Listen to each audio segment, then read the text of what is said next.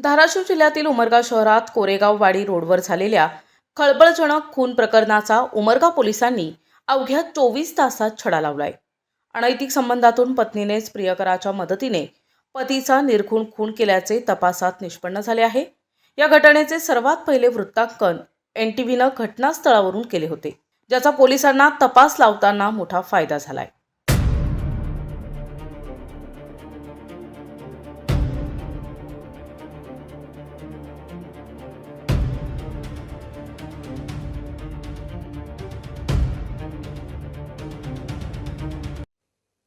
4 जानेवारीच्या पहाटे उमरगा कोरेगाव वाडी रोडवर एका युवकाचा रक्ताच्या थारोळ्यातील मृतदेह आढळला होता. मारेकऱ्यांनी मृतदेहाची ओळख पटू नये म्हणून चेहरा विद्रूप केला होता. NTVनं या घटनेचे थेट ग्राउंड झिरोवरून वृत्तांकन केले होते. यावेळी पोलीस निरीक्षक प्रल्हाद सूर्यवंशी यांनी मृताच्या शर्टवरील टेलरचे नाव आणि हातावरील टॅटूवरून ओळख पटविण्याचे प्रयत्न सुरू केले असल्याचे NTVशी बोलताना सांगितले होते. घटनेचे गांभीर्य ओळखून DYSP सदाशिव शेलार, पोलीस निरीक्षक प्रल्हाद सूर्यवंशी आणि पर्यवेक्षकाधीन IPS अधिकारी मेघना IL यांनी श्वान पथक आणि फॉरेन्सिक लॅबच्या मदतीने सखोल तपास केला. तांत्रिक विश्लेषण, CCTV फुटेज आणि मोबाईल रेकॉर्ड्स तपासले असता हा खून अनैतिक संबंधातून पत्नीनेच प्रियकराच्या मदतीने घडवून आणल्याचं समोर आलंय. पोलिसांनी आरोपींना बेड्या ठोकल्या असून या वेगवान तपासामुळे उमरगा पोलिसांचे सर्वत्र कौतुक होत आहे. सर, ह्या खून झालेल्या प्रकरणाचा अगदी 24 तासाच्या आत आपण छडा लावलात. कशा पद्धतीने आपला तपास, काय सांगाल याबद्दल? घटना घडल्यानंतर प्रथम दर्शनी डेड बॉडी ही अनोळखी होती, परंतु नंतर टेलर मार्क आणि हातावर गोंद्यामुळं त्या डेड बॉडीची ओळख पटली. ओळख पटल्यानंतर आम्ही आसपासच्या ह्याच्यामधून परिसरामधून माहिती घेतली.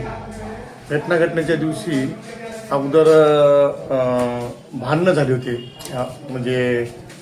नवरा बायकोमध्ये खूप भांडणं झाली होती. त्यानंतर भांडणं झाल्यानंतर ती मैताची बायको आहे ती माहेरी गेली होती आणि त्यावेळेस रात्रीचे जवळपास 1-1:30 वाजले होते आणि मैताच्या आजीनं सांगितलं की त्या मैताबरोबर आणखी एक व्यक्ती आला होता.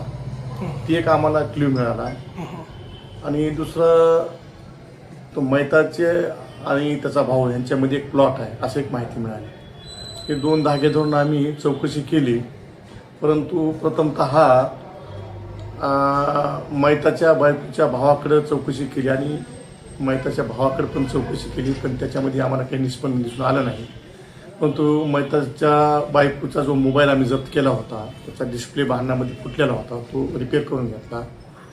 त्याच्यानंतर त्यामध्ये आपल्याला बरेच कॉल असे संशयास्पद दिसले आणि आम्ही मयत त्याचं घर आणि मैताच्या बायकोचं घर माहेर, थोडक्यात सांगायचं म्हणजे, या ह्याच्यामध्ये आम्ही रस्त्यावर काही CCTV फुटेज चेक केली आणि रात्री 9च्या आसपास आम्हाला त्या ठिकाणी 2 मोटरसायकलवर 4 लोक येऊन त्या ठिकाणी मैताला बोलत असलेले दिसले, काही मैताच्या फॅमिलीला बोलत असलेले दिसले आणि आम्हाला ते त्या ठिकाणी संशयात वाटलं.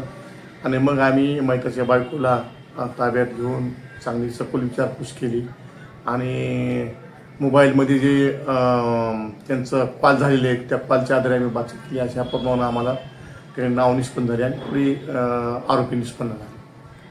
सर, मयताच्या पत्नीवर शंकेची सोय तुमची कधी अटकली, कधी शंका? हां, असं आम्हाला लोकालोकी कळालं की मयत हा त्याच्या बायकोला सतत वारंवार संशय घेऊन मारत होता आणि त्यामध्ये आम्हाला काही नंबर सापडले मैताच्या बायकोच्या मोबाईलमध्ये. ती सखोल चौकशी केल्यानंतर ते म्हटले की हो, माझे अनैतिक संबंध होते. त्या व्यक्तीचं नाव निष्पन्न झालं. हे कोणी पत्नीला स्वतः कबूल? पत्नीनं स्वतः कबूल केलं.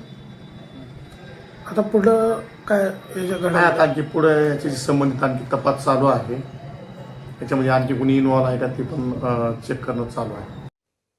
प्रतिनिधी सचिन बिद्री, NTV न्यूज मराठी, उमरगा, धाराशिव.